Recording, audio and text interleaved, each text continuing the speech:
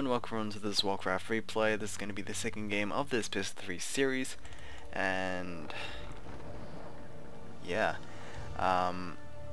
first off, I want to make some corrections from the previous cast. Though I've only casted 2 of those series, so I was correct on that part, but he did lose one game, I think one game, against Envy, which is the very first series that I've casted of this YSL tournament. So yeah. Also, I might be casting a 2v2 if I find a good one, if I find one, or if I have my eye catching it. Anyway, back to this series. Yumiko, surprisingly enough, despite the army compositions, was able to take game 1 and, I mean, claim his victory over Tho. I don't remember how successful, or at least unsuccessful, he was trying to at least get one victory over Tho. All I remember is that he didn't actually do well against him during the IT, so you know, I was just expecting the same to happen before.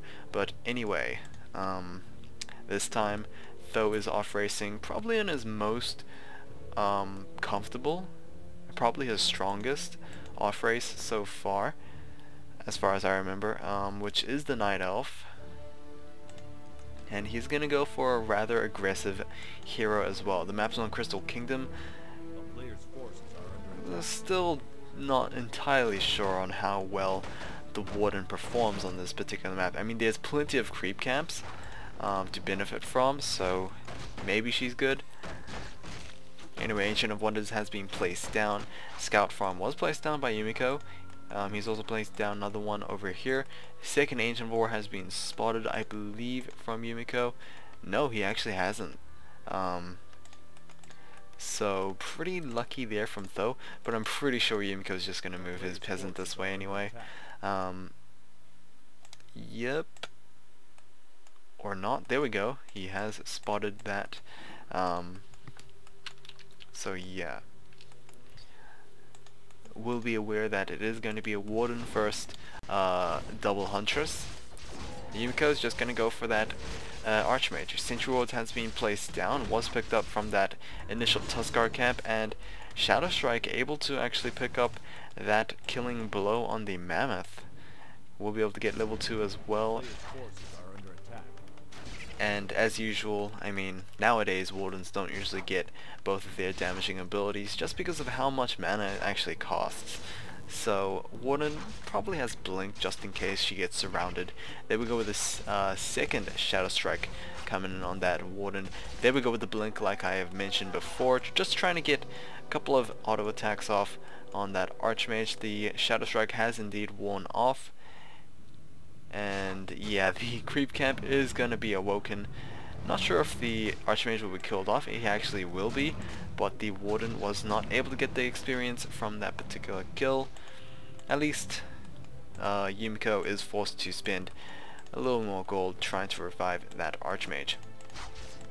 And of course, we'll leave this base kind of defenseless, or at least it doesn't have the best defense, because I mean the Archmage brings himself and the water elementals to the defense, but right now he only has Footman and this one Arcane Tower to defend with, which I'm pretty sure the Arcane Tower is actually sufficient enough. It looks like Tho's just trying to rush down this town hall as quickly as possible, but 5 peasants speed building this base, it is going to take a while, and eventually the Warden will take her toll, and yeah, the Archmage will eventually come, and he has arrived. Warden needs to be extra careful, especially without any mana. She is unable to blink, but she does have her TV scroll. So anyway, do we have the Hunter's Wall? We do not. Though actually, surprisingly enough, sitting on a large amount of resources. Moonwell has now been completed, but still no Hunter's Hole. And that is troubling because obviously the sooner he gets his Huntresses out, the sooner he is able to try and harass the space. I mean, look at it, he's done over half the damage during its construction form, which it takes additional damage from, but now that it's completed, it could be easily repaired back to full health, and then Tho has to deal with the fortified armor compared to I don't exactly know what type of armor it is when it's under construction. It could be heavy, actually. Could be. Or it could be light. I don't know, whichever one seems the most logical. It does look like something was cancelled. I am not sure what it was. But anyway, this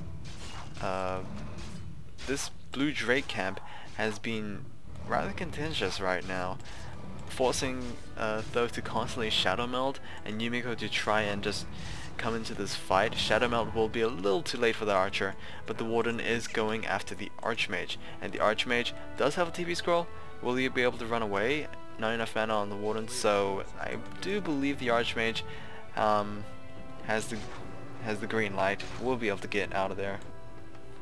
Warden, thankfully enough, does not crit, so that's at least a plus. That's a Tree of Life, actually. So Tree of Life expansion is being considered by Tho, and he's actually held off his Hunter's Hole until after he has started well enough onto tier 2. So he is not actually going to transition into any Huntresses. He is rather looking to perhaps double Ancient of Loret.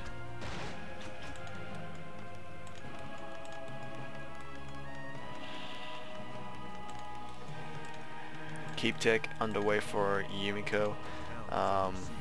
He's not going to fall too far behind compared to Tho. I mean, Tho's going for the more safer route, which is tech before expand. Yumiko did go expand before tech, but thankfully was able to reap the rewards because Tho was unable to finish off the base. Level 3 on the Warden, most likely level 2 Shadow Strike, but it does look like Yumiko is going to unleash his footmen among to the wisps of Tho, and was able to lose one. Tho did lose his Ancient of Wonders after it was able to destroy the scout farm, and that's Yumiko's sentry ward. So he's placed a very good sentry ward in front, but it does look like Tho placed one right next to it and will be able to take it down. So I have no idea how Tho knew that Yumiko placed down a ward. It could just be that he saw Yumiko's inventory and saw one missing, and it probably just logical to try and check that one. But here we go with Yumiko. He loves his drops, actually, so he is going to be utilizing that Zeppelin to the greatest extent of his ability, which is rather impressive, actually. Tree of Life creeping is trying to be accomplished. We do actually have Huntresses being queued up, but there we go with the first Ancient of Lore placed down. I don't think there are others. Zeppelin, where are you? There you are. Is coming back to try and deal with these moon walls. Yeah, second water elemental will be placed down as well, so we'll be able to get one moon wall at least. It would be pretty good if Yumiko was able to get a second one. Shadow Strike will be used, very nicely denied by Yumiko, actually. Obviously mana costs still applied to the Warden. There we go with another Shadow Strike actually being denied. but it did force Yumiko's units to back off because, well, probably didn't want to receive additional damage, and of course the Zeppelin was being focused by the archers. So yeah, a Tree of Life has been spotted, and it does look like the entanglement will be interrupted. Yumiko just playing the hit and run game with his Goblin Zeppelin.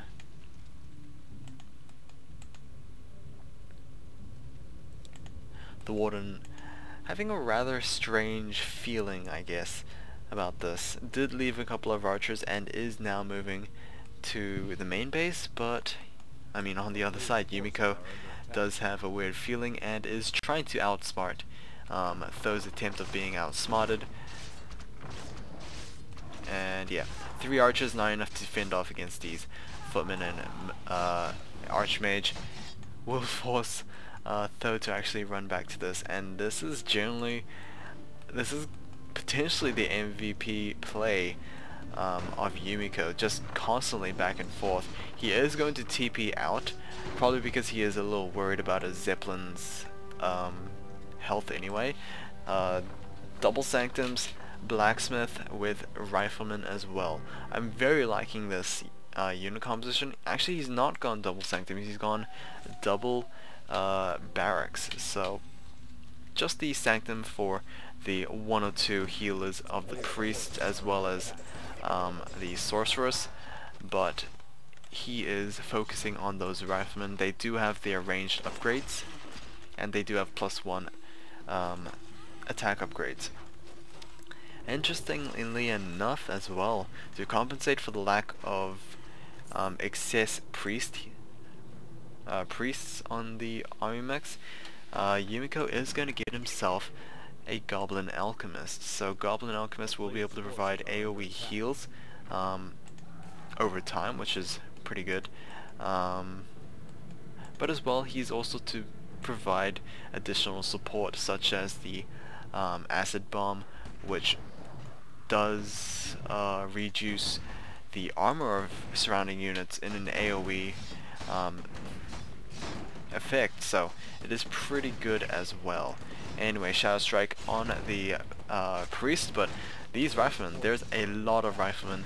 That is going to be a lot of damage output being put out by those Riflemen. And on this half, we do have Tho just trying to trade bases, but unfortunately he doesn't have those siege units, and can't really, like, look at it, he can't even kill an arcane tower. This is generally how bad it has gotten. He does have the Magnetor Warrior, who I could have sworn had Shockwave, but apparently doesn't. Yumiko just forcing Tho to retreat. Wow, Tho is not happy about those penguins. Anyway, lots of Riflemen, lots of Priests. Well, not that many Priests. Just a crap ton of Riflemen, actually. We are going to have Spellbreakers being added to the mix. Yumiko was actually high upkeep, but, you know, with the losses here and there, he did drop back down to low. So with those Spellbreakers, I'm pretty sure they're just going to round off up to that 80 food supply.